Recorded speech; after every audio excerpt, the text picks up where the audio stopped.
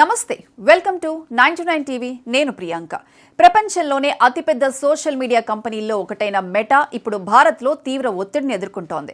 ప్రధానమంత్రి నరేంద్ర మోదీకి సంబంధించిన ఒక ఫేస్బుక్ వీడియో తాత్కాలికంగా తొలగించబడిన ఘటన పెద్ద రాజకీయ సాంకేతిక వివాదంగా మారిన విషయం తెలిసిందే. మెటా అధికారులు సాంకేతిక లోపం వల్ల జరిగిందని క్షమాపణ చెప్పినా పార్లమెంటరీ కమిటీ మాత్రం క్షమాపణ ఒకటే సరిపోదు, బాధ్యులపై చర్యలు కావాలి అని స్పష్టం చేసింది.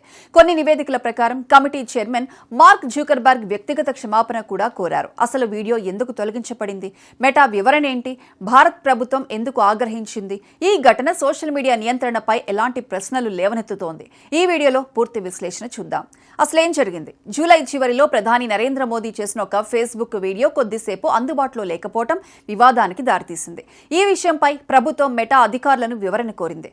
మెటా స్పందిస్తూ ఇది ఉద్దేశపూర్వక చర్య కాదని, ఒక టెక్నికల్ ఎర్రర్ వల్ల జరిగిందని తెలిపి విచారణ వ్యక్తం చేసింది. అయితే ఈ వివరణతో వివాదం ముగియలేదు. పార్లమెంటరీ స్థాయి కమిటీ ముందు మెటా ప్రతినిధులు హాజరయ్యారు.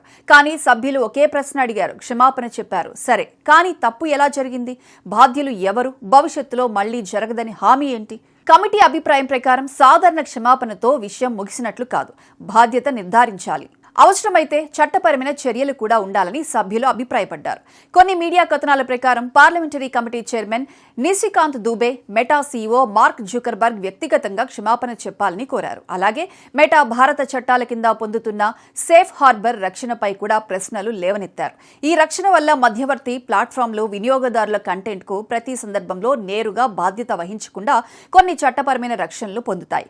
కేంద్ర ప్రభుత్వం కూడా ఈ అంశాన్ని సీరియస్గా తీసుకుంది. మెటా గ్లోబల్ టీమ్ సమావేశానికి పిలిచి అల్గారిథం ఎలా పనిచేస్తుంది, వీఐపీ అకౌంట్లకు ప్రత్యేక విధానం ఉందా, ఇలాంటి తప్పులు మళ్లీ జరగకుండా ఎలాంటి చర్యలు తీసుకుంటారు అనే అంశాలపై వివరణ కోరినట్లు నివేదికలు చెబుతున్నాయి.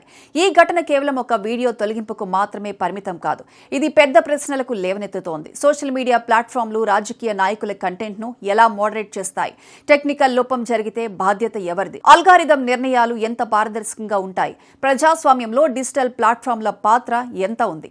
ఈ ప్రశ్నలకు సమాధానాలు భవిష్యత్ డిజిటల్ పాలనపై ప్రభావం చూపే అవకాశం ఉంది.